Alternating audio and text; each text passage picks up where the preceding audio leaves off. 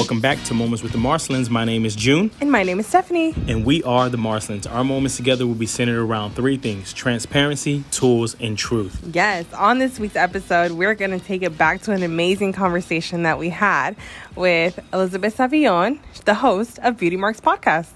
Yeah, this was a great conversation. And we thought, you know what? I think it'd be good for our listeners to hear this conversation as well. And it's things that we wish we knew earlier in our lives. Absolutely. Yeah, we get kind of real and very deep in regards to things that we went through in our past, kind of what brought us together as a couple, and things that we wish we knew before we honestly got married too. So I hope you tune in and definitely take some notes and share it as well. Also, subscribe to her podcast as well. Yes, absolutely. If you are listening to this on YouTube, please make sure to share, to subscribe, and to leave a comment. And if you're listening to this on any type of podcast platform, make sure to share and also subscribe. Leave us a comment as well. Thank you. How are you guys? Doing well. How are you? I'm doing good. Thank you for having us. I guess that means I didn't bomb it the first time. No, you killed it.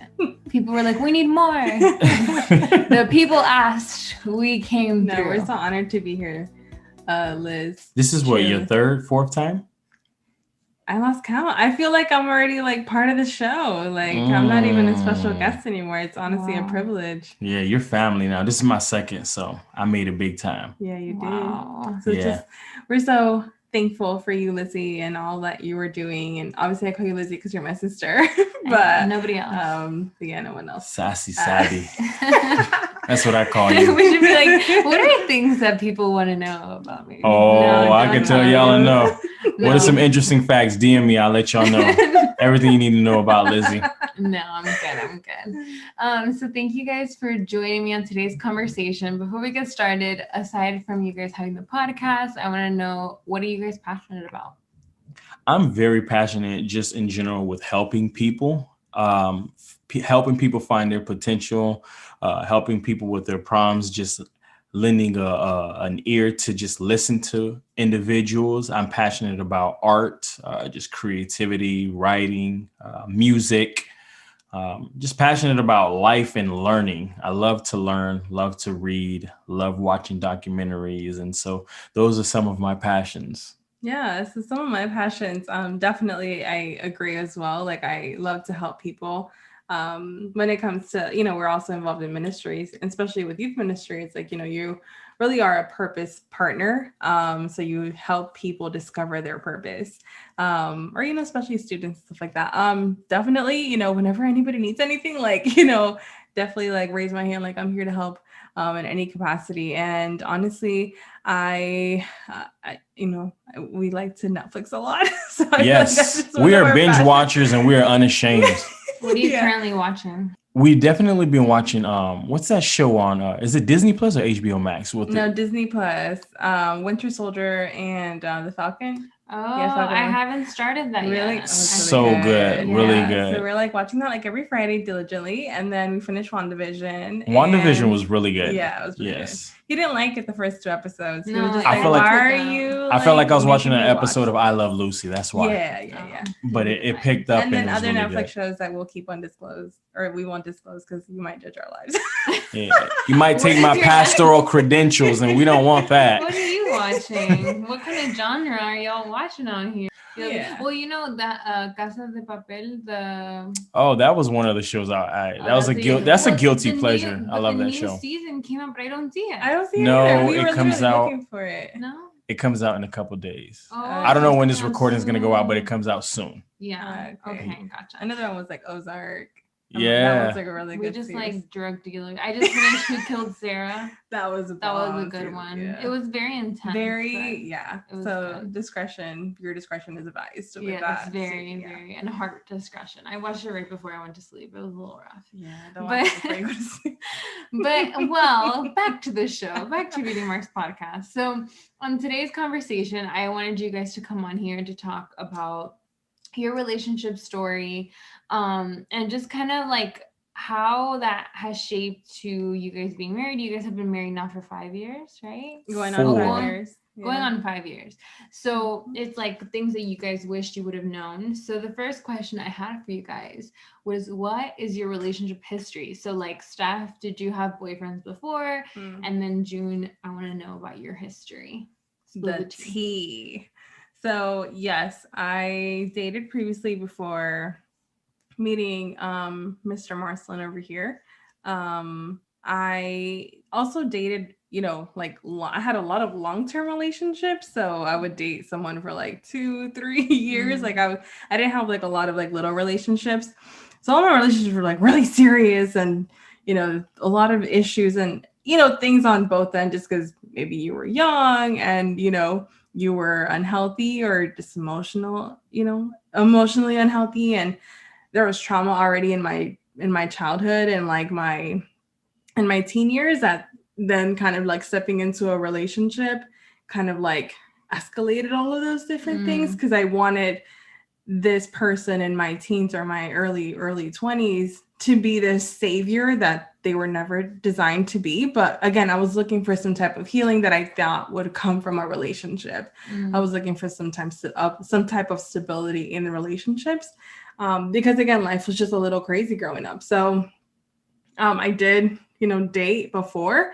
None of my relationships were Christian. So I, didn't have they never ended well. I'll just say that. They were just, bad relationships. They were like, would you consider all your relationships toxic relationships? Or did you have like health in the midst of coming? Because you can still know how to have a good relationship. Yeah. No, I think they were all toxic. Yeah, they were all toxic relationships. Good answer, how baby. Did you Good know? answer.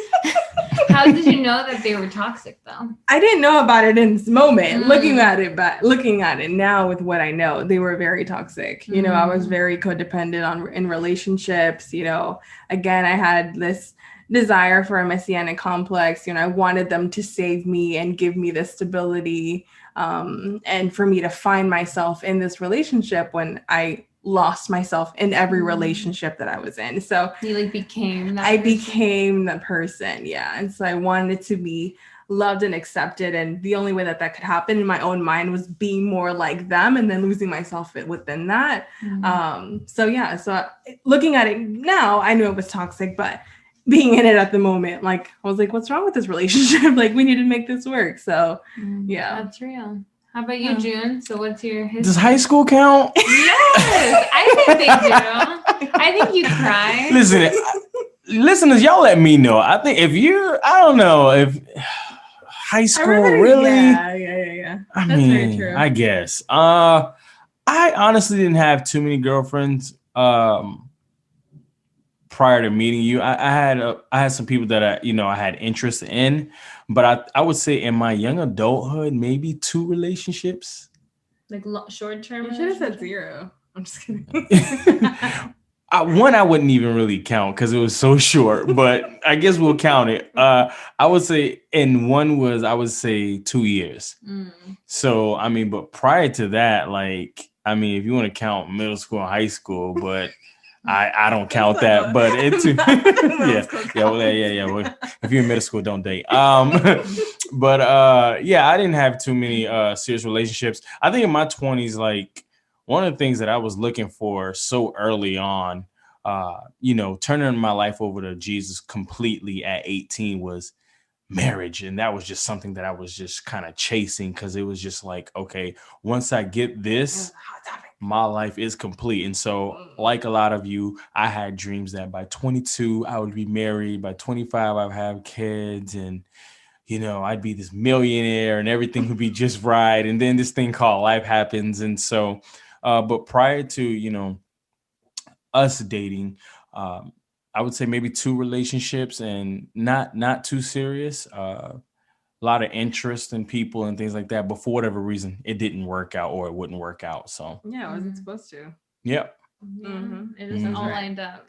So now, I mean, and so at 20, both of you guys, did you guys both have that mentality of that marriage would be Like, did you think it was gonna be fun? Like when you were in your 20s, were you? I mean, I know you're still in your 20s stuff, but I'm in my late You calling me 20s. old? Yeah. What you trying to do? Oh, okay. So what idea did you guys have about marriage before you even like stepped into it? So I'm talking about like when you were dating back in the day, like what was your idea then about what marriage would look like?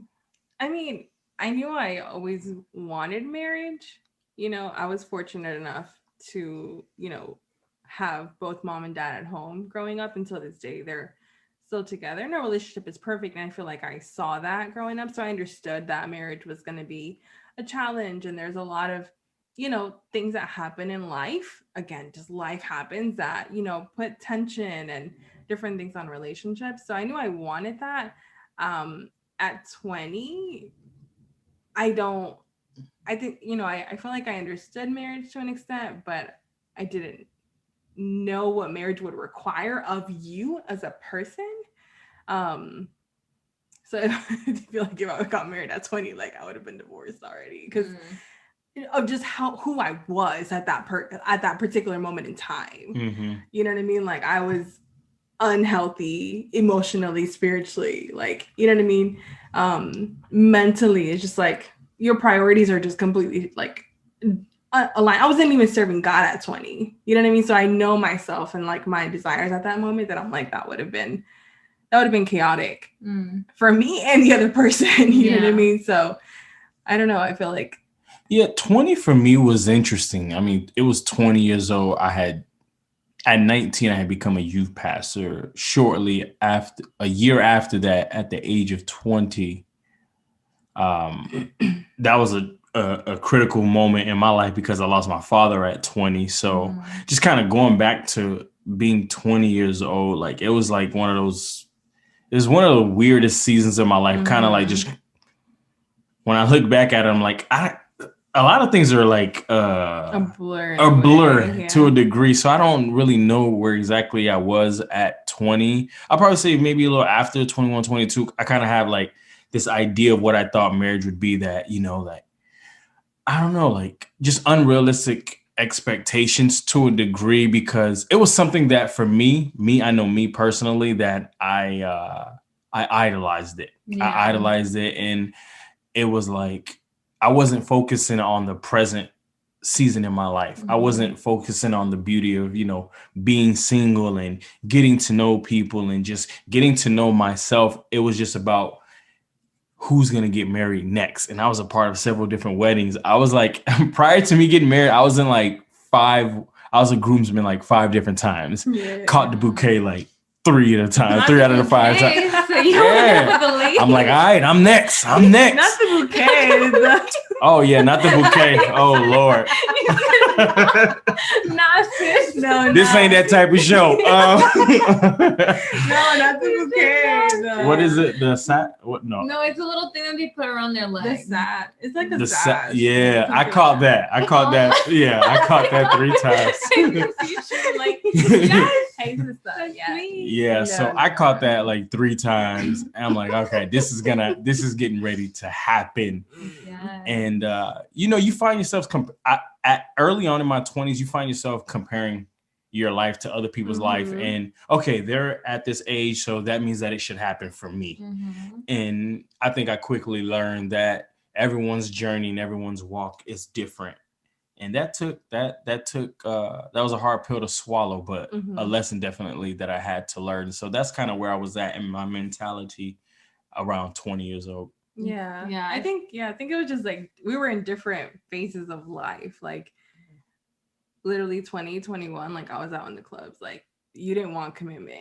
You know what I mean? Like you were just doing life. And so you're comparing yourself to like, you know what I mean, other people that are like doing the same things that you are. Yeah.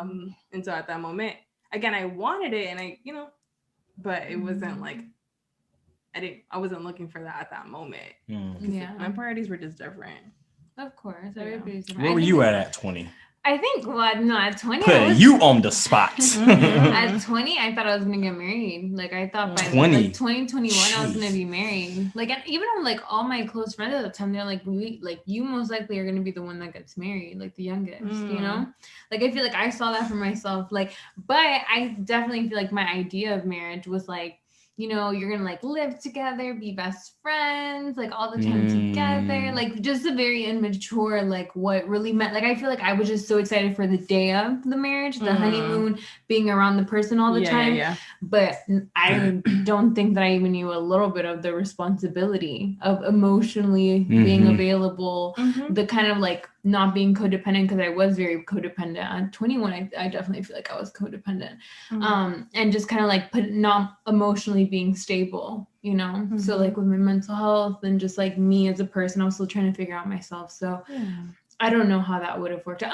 I mean, I have said in the previous episode, I'm like, maybe I would have been divorced by now. But I feel like it's also like, I think that there's some paths that you just have to kind of work through. And if you're willing to work through those things, sometimes it's just a harder route.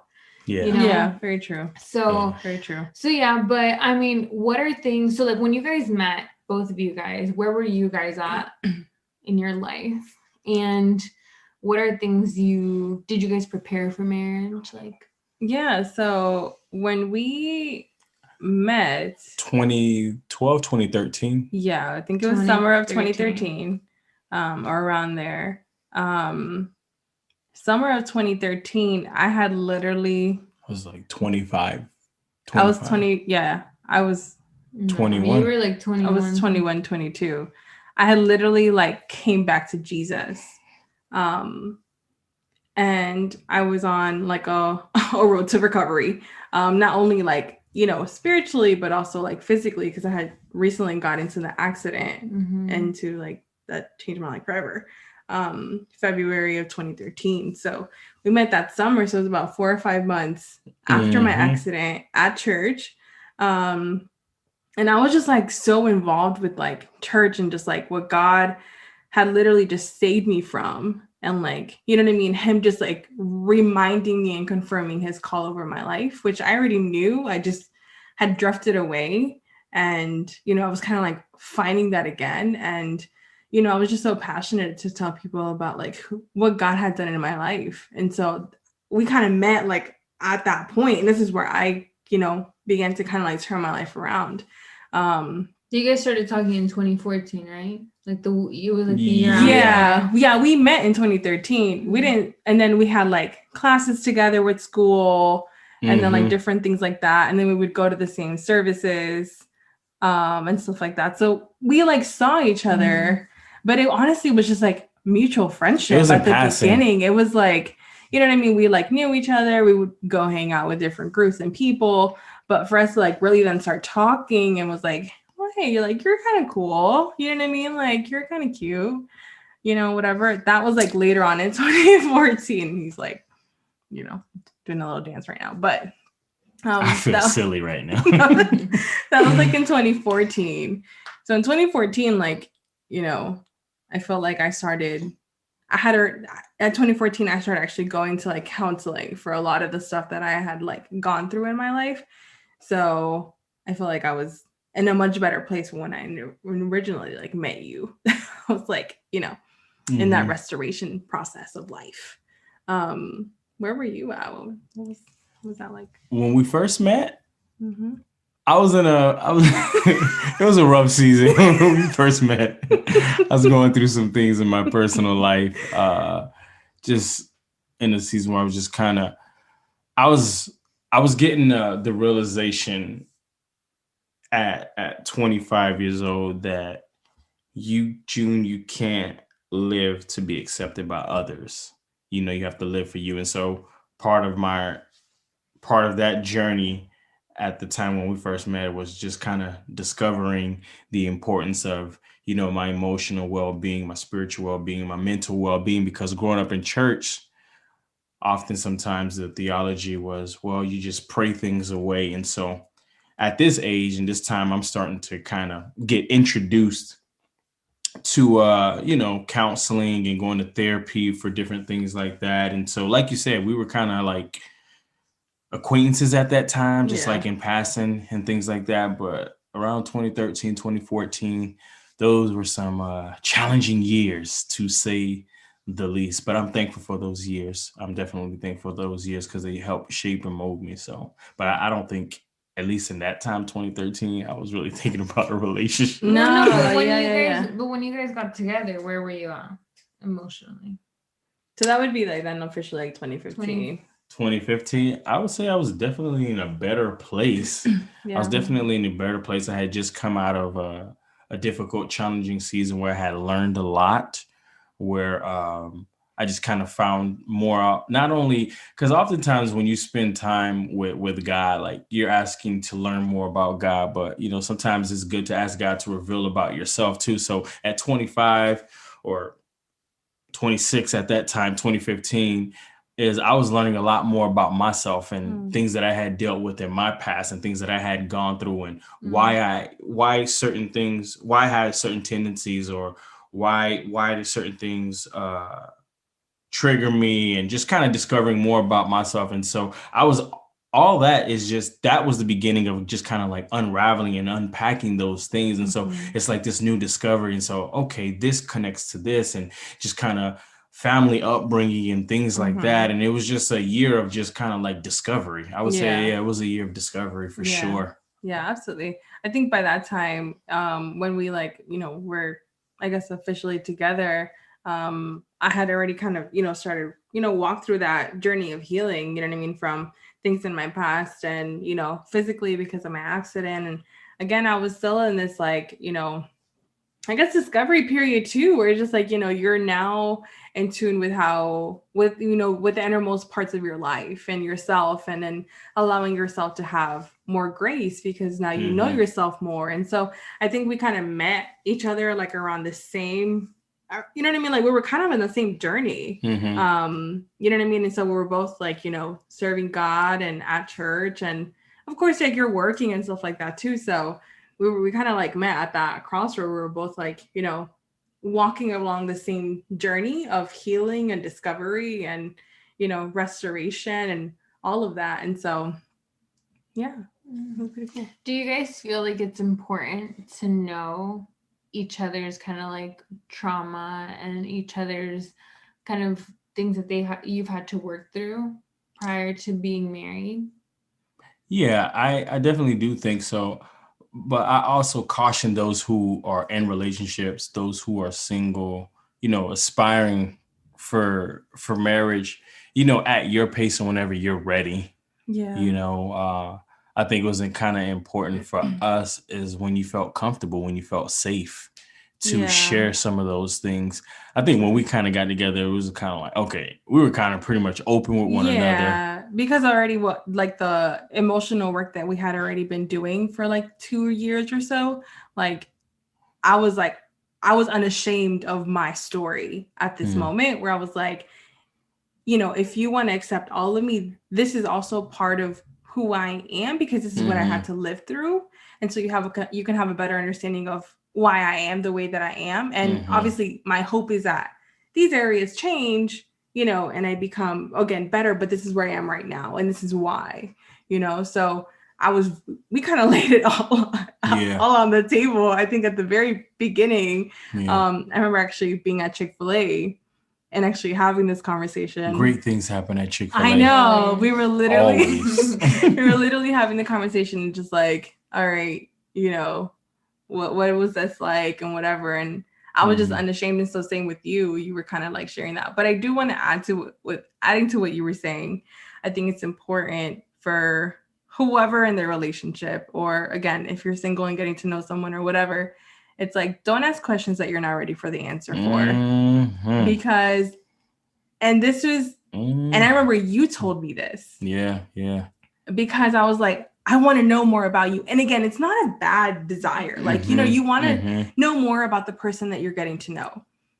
But there could be things that you think you want to know, but then when they tell you, you really wish you didn't know. Yeah. Like, and again, it doesn't always have to be bad if you are emotionally mature enough to handle that information. Right. But if you're not mature enough to handle that information, don't ask the question. It can just especially I feel like when it comes to like your past partners, right? Yeah, and past partner, and not even that. It's just like if you went through some type of like sexual trauma or like, you know what I mean, major grief or like major loss, that you're just like, those things can also trigger you. If you went through some of those things yourself and you haven't dealt with them, I feel like your intention may be good and like, yo, tell me, I'm here to listen. But then at the same time, their response, and you don't know what's gonna be at the other end of that question. So you may not be emotionally ready at that moment. Let's just say at that moment to receive that answer. That's Maybe what I was later gonna down the touch line, on because I felt like we both were open with each other, but even for me to an extent, because I was not used to being open with anyone to that Very level, true. to have that level of vulnerability, because, you know, I kind of grew up with the mindset, well, you just kind of deal with things. You don't open up too much. You don't want to be too vulnerable. And so, and, you know, with everyone, like, you could know a little bit, but to an extent. Yeah. Because, you know, there are certain things that I dealt with that I carried shame, I carried guilt. And so when you carry those things, you don't want to share that. You have this persona that you would want, or this presentation that you would want everyone to see you at and believe you at. Because if you know anything more than this, then you would see me differently. And you would think that I'm an imposter. Exactly. And I'm not enough. Right. And so there are certain things that I kept because I wanted to keep a certain presentation. And I feel like a lot of people do that, you know, because, you know, it's a natural thing. I think it's natural at the beginning, Yeah. you know what I mean? But I just caution those that are like, yo, tell me like everything about your life, like at the very beginning. It's good to like be open about things. And I know I was very open with certain things that I had gone through and was going through at the moment. And you took it with grace and you took it, you know, and whatever. But then there was other things that I was wanting to know about your life that you were like, are you ready to really hear my entire story and not be judged? Because who wants to be open and vulnerable and tell someone, you know, who they care for, you know, which is why you're trying to get to know this person about their life, and then be met with shame and guilt over that same circumstance. And you know, situation. It's funny that we're talking about that now. I think the reason why I kept such a guard up, it was because of the previous season I had just come out of, where some of those things were kind of revealed, and I was shamed and guilty for that. And so I said, nope, not again. I'm not going through this again. Yeah. You know, absolutely. And so wanting to be accepted by everyone, wanting to be loved by everyone, and then realizing at age 25 that, you know, when you disappoint and how people treat you differently and it's no longer the same, and you want to rekindle and keep those relationships the same as they were in previous seasons, but having to accept the reality that, hey, it's no longer going to be like this. That was a hard pill for me to swallow. And so I made it to myself, whether consciously, subconsciously, that I'm going to only open up so much because I don't want to be shamed or guilted again, like I was in the previous season. Yeah, absolutely. And that's why I think you had mentioned, you know, it's like also understanding when you are in a safe environment to be able to share the most vulnerable parts of your life. Like I'm one of those people, I'm like, you don't have to share your story to everyone for them to know who you are. You know what I mean? Like there's very tender areas in our lives that I think that should be kept for, you know, certain people. And again, to each its own, you know, that's just my opinion. But I think there's something that I always said when we were like starting to get to know each other. I used to be like, there's levels to this. Oh my God. Like I would always say that. and I honestly meant it. There's levels to this relationship. Like we just met. There's this level of like getting to know each other as a friend. There's another level about maybe getting to know each other's history. There's another level, you know what I mean? And so there's levels to it. And so I feel like if you allow yourself the time, you're going to go through that gracefully and not like, you know, open up and just be like completely vulnerable and then be like, well, it didn't work out. And then you just told this person like everything in your life, and then you can feel that guilt or that shame, like, oh my God, this person knows like everything that happened in my life, like, and they're no longer in the picture, you know what I'm saying? So Yeah, I get that's it. really good advice. That's really, really good advice to guard, to like kind of sense and discern who you can do that with. And I know that that's different in dating, like when you're getting to know someone. So, what are things like based on what your history was, where you guys were at? What are things now that you look back that you wish you knew before you got married? So I think one of the first things that I wish I would have known was like first being able to really, I guess, kind of just like navigate and like manage my emotions better. Because I felt like I didn't kind of stepping in. Like I had done a lot of work, but of course, like, you know, you're on this journey of healing forever. And so even though I was very aware of my emotions, I felt like my emotions still kind of controlled an area of my life that I didn't have the tools entering marriage then to kind of navigate my emotions. So for me, the first thing would be like, I wish I would have learned to navigate my emotions. And we actually talk about this in one of our podcast episodes in season 3. It's called the care cycle, like the cycle you need. And so I feel like I wish I would have known that before getting married, because I feel like that would have saved a lot of back and forth. Yeah. with you. What about you? I wish I would have known more on proper time management. You know, I prior to being in a relationship, I was always out late, waking up early in the morning. You barely slept. And like I wanted to do a lot of things with a lot of people, but I had to understand what was important and what was urgent, and just being intentional with time. Being very intentional with time. I think stepping into marriage, it was like I was used to just coming home at whatever time, not having to check in or answer the phone calls. Like my mom would call me. She'd be like, "Hey, is everything okay?" "Yeah, we're good," But like, and then you come into marriage, it's like it's different, Like now you're living with someone, Now, it's not just you going out, You're not just bringing food for yourself. Still forgets to get me Chick-fil-A. Wow, really? But it's okay. Amen. I forgive you. Pray for us, There's Elizabeth, grace. right now. So just kind of proper time management. I wasn't a big calendar guy. Just anyone who knows me, I go with the flow a lot of the time. For us, free spirit is what Stephanie calls me.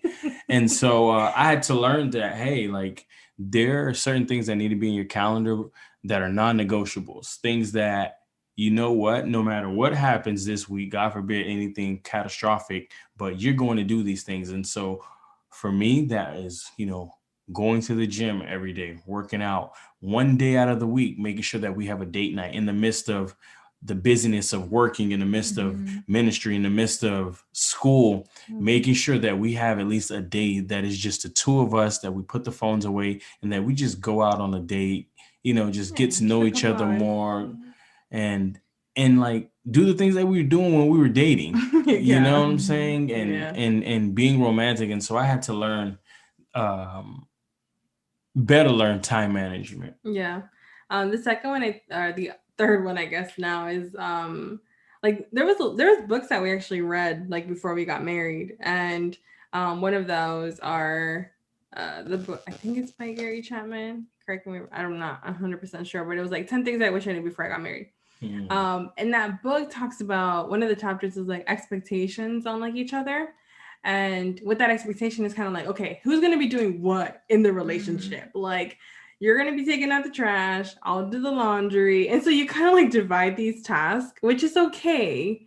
But I feel like what that then did for us specifically is that it's like, okay, you'll do the finances and then I will, do all the other stuff or whatever the case may be. Because you're good at it. Because you're good at it, you'll do it. And then what that then kind of did in like marriage was that it then kind of created a parent-child relationship in those areas. So for example, I would then tell him like, okay, I need these things because I need to like, pay the bills, or I need this information. And he would be like, okay, but you're giving me this to-do list. And so I'm coming down to him as a parent, and he's a child because he doesn't know or isn't an expert or doesn't, isn't familiar with this particular area of the relationship. So what ends up happening is like, I give him the to-do list, I give him the task. Okay, I need these things done. But what really should happen is not necessarily, the expectation like, okay, you'll take care of this and I'll take care of this in the relationship. But it's like, even though it may not be your strong suit, it doesn't always have to remain a weak area in your life. So let us teach each other on those areas that we are weak. So then we're both at the same level and are able to lead from that same position. So then here I am, I'm a little bit more organized. So I'm like, okay, here's what we need. And I'll give him the to-do list and I'll give him the list. It's like, why are you momming me? I'm like, I'm not momming you. I'm just, telling you what we need to be done. But he doesn't understand because he's not familiar with this. So instead of me just taking on the task, like, okay, I got this. No, let me teach you how to kind of do this. So you can step up too. Exactly. Like I've heard that in other couples that have told me, it's like kind of like when maybe life gets busy, like the schedule, because of life changes, then that person kind of like, that's the frustration, because if that person doesn't step up, then you're gonna have a dirty house, you're gonna have like who's doing the groceries, like, you know what I mean, because it's like how you said, it's like it's been put on one person, right? So I like that of what you said. It's kind of like that you guys are both kind of on the same page of like, where can we, like, yes, that might be something that you already know, but like let's both kind of have certain things down and communicate that. Correct. It's important to bring that person up to the same level. And vice versa, like, because God forbid something happens to you, I should be definitely aware of that. So that was definitely something that we had to learn. I think something else is that there is no I in team. There is no I in team. You hear this all the time, but I didn't realize, going into marriage, how selfish I was to a degree. And so understanding that we were on the same team, and I love the acronyms for team, together, everyone achieves more. And so there'd be moments where we would kind of disagree on certain things, and we had to remind each other, hey, I'm on your team, right? I only want the best for you. I think we both wanted the same thing. We're just going about it differently. We're both, gifted in certain areas. And so how Stephanie goes about something may not necessarily be how I go about it, but like not chastising each other for it, but understanding, hey, we do want the same thing. Let's work together, and if we can't, let's try to meet somewhere in the middle. And if we can't, get to a middle ground with ourselves, we put it on pause and we come back to it. And we do those steps again to just try to, come to an agreement. Or even we get like mentors involved, you know what I mean? Like if it's really like a big situation, like we'll ask like, people that we go to, it's just like, hey, what are your thoughts on this? Like we're kind of stuck in this, and in the multitude of counsel, there was wisdom. So sometimes like, you're not alone in this relationship. So just kind of like, being able to do that together for your relationship to win, because the whole, there's no I in team. It's like, you have to keep in mind that if my person loses, or, you know what I mean, then I lose too. Like, why am I going to win an argument and lose a person? So just like, there is no loser kind of like mentality, it's like, how can we both win in this situation? And there's one thing that I've always like shared with people is kind of like, there is, certain like convictions that are like, rock solid, like, you know what I mean? That's your foundation, which should be the convictions that you build your relationship upon. So there shouldn't be an issue with the convictions or your core values in a relationship, but then there's other things in life that are honestly, you can come to a middle ground with. So it's like, is that more important than the person that I'm with, or can I negotiate on that and then still win with my person? You know what I mean? Because you're a gift, so just kind of like life is already hard enough. Why am I going to make my Mhm. relationship even more difficult Yeah. or even more challenging? It's like picking your battles all the time. Yeah. Mhm. It's When like, it's what worth it. battle are you willing to die Yeah, on? Like, because die you're for willing, it. Like, because you're with this yeah. person and you're like living, and like you're like you want, like how you said, you want the best for them. Like it's not like if your intentions are, but sometimes you Right. just don't know how to either communicate what you're saying. You Mhm. don't know how to, like some people aren't in touch with their emotions of like what that made them feel. Yeah. So then they feel like defensive, and like you guys have heard of the 4 horsemen in communication. So Mhm. that's like stonewalling, getting defensive, being like so like all those things kind of like can stop you from having that good communication with someone absolutely. else. Yeah. What's something else that you guys wish you would have known, June? I think not necessarily that I wish I would have learned, but something that marriage has taught me is just, as crazy as this really sounds, because you can say your vows at the altar, but it's not, there's certain, you can read books, you can study, and I'm not saying that you shouldn't do those things, because I'm a big supporter of reading, Mhm. learning. We got premarital counseling, we did all the things. There's certain things that you literally just have to experience, and so marriage experience is just unconditional love, Yeah. loving you even at understanding that love is a choice. You may not always Mhm. feel it. Yeah. You may not always feel the butterflies, which is why, even in our previous conversation, Lizzie, that, a lot of the times, what society portrays on television, we look at that and we're like, that is what I want, or that is how it should be. And it's really just this false illusion. And so, you're living with this person, and you're coming from two different walks of life. You're coming from two different backgrounds and value systems, and there's similarities, but there's some things that are different, Very different. very Mhm. different culturally, things like Yeah. that. And so loving Stephanie even at her worst. And I remember one time, even prior to getting married, we had a conversation. I don't know if you remember, I do. where he's like, what if I don't I was change? that was a very emotional conversation. Yeah, can you say what you said? Yeah. So I was going through like this, this healing journey just emotionally with a therapist. And there was things that I just felt like I was having a hard time overcoming. And one of those things was my anger. So I was very angry and I couldn't control this anger. And anger is a secondary emotion to hurt. So I was having a hard time dealing with the hurt. And then my first response would be just anger.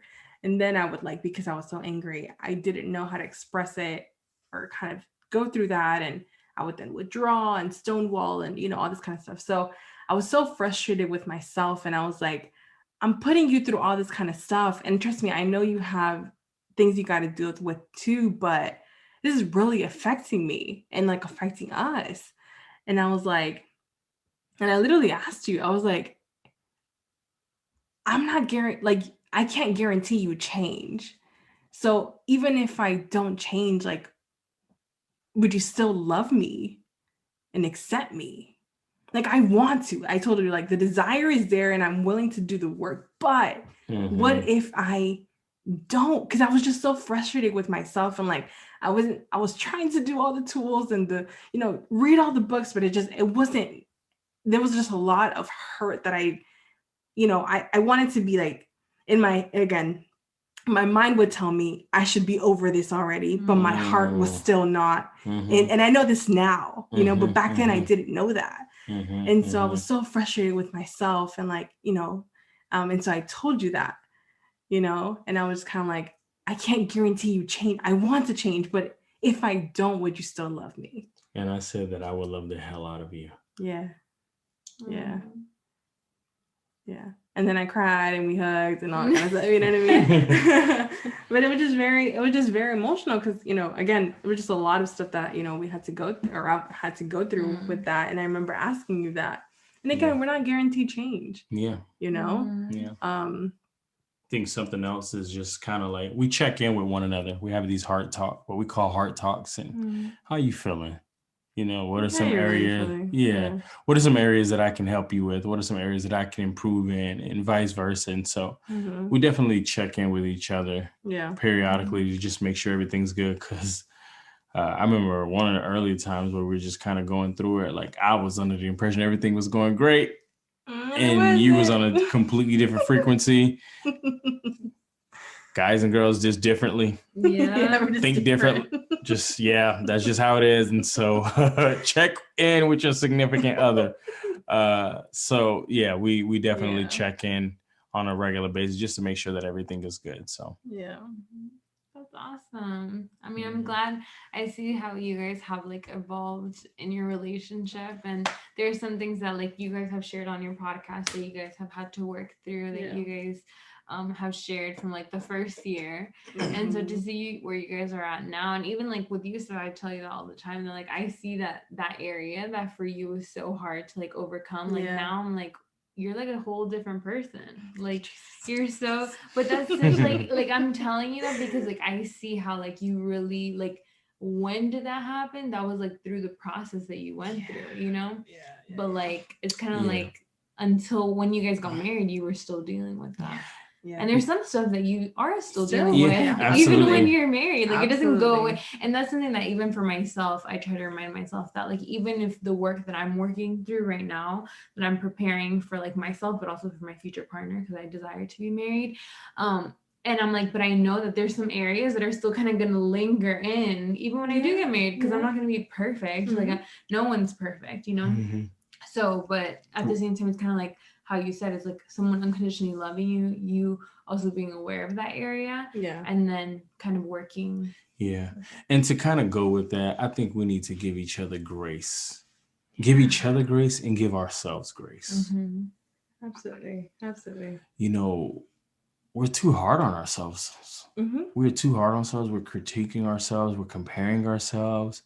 And it's like, give yourself grace. You may not ideally be where you want to be, but you're definitely better off than you were yesterday. And so give yourself grace and celebrate the minor victories, celebrate the progress that is taking place, Give yourself grace. I would definitely say that. Whether you're single, in a relationship, it's complicated, married, give yourself grace and give each other grace. Yeah, absolutely. Yeah, I like that. Because even like the one time that you catch yourself, like even when right now that I've been talking about like boundaries and stuff like that, like when I react differently, I'm like, wow, like I would have reacted very different before. And like now I'm like, like this is, but like you catch yourself probably the same as you. Like when you're like, wow, I would have like literally wrote a long message to this person. I would have literally told you off. Yeah. I would have literally laid hands. Not praying either. So. Yeah. Like, but then you're like, like, no, I like either didn't, like I just didn't react. And so that was good. You respond differently. Yeah, because you're aware of what's going on. And so I feel like, within all of that is, definitely allowing yourself to have grace and giving grace to the person that you're with. Like, and if, and there's no relationship that's perfect, like there's no relationship that's perfect. And that's also one of the pressures of, our society today is like, you can easily quote unquote compare, your your life, your relationship to the perceived perfection of someone else. Yeah. And again, it's it's been edited, it's been altered, it's been changed, and it's not real. People can always put up a front, and then you hear that weddings are called off. Like J-Lo. A-Rod, like, I knew it was good. I knew it was fake. I knew it. I said, I looked the thing. Oh, sorry, this is like a little side note, but I saw the Valentine's Day post and I felt like, wait, what? So y'all be posting these cute pictures. He be posting these videos. Like, I'm so proud of her. And then they're breaking up. So that's how you know, guys. Again, like, we pray for all parties involved. Yes, we do. Yes, we wish them for all them. the best. We wish you all the best. going back to something we were talking about with that you just said when we were talking about how we would respond and react. Something that kind of comes up to mind is that no one can upset you without your consent. And a response is better than a reaction. Cooler heads always prevail. And so I try to model that every time. And like you said, when we talk about the carrot cycle, check that episode out. And, you know, we have control over our feelings, but sometimes we allow our feelings to control us. And I think if you're in a relationship, single or married, understanding that you have control over how you feel. Well, that was a fun conversation, don't you think? Yeah, absolutely. I love how candid and just natural it really was. We love to have conversations with Liz, and honestly, I hope that you were blessed by that. Make sure, again, to subscribe to her podcast, Beauty Marks Podcast. You can find it on all streaming platforms. And again, thank you so much for tuning in. Take care. Be easy. God bless. And much love. Much love.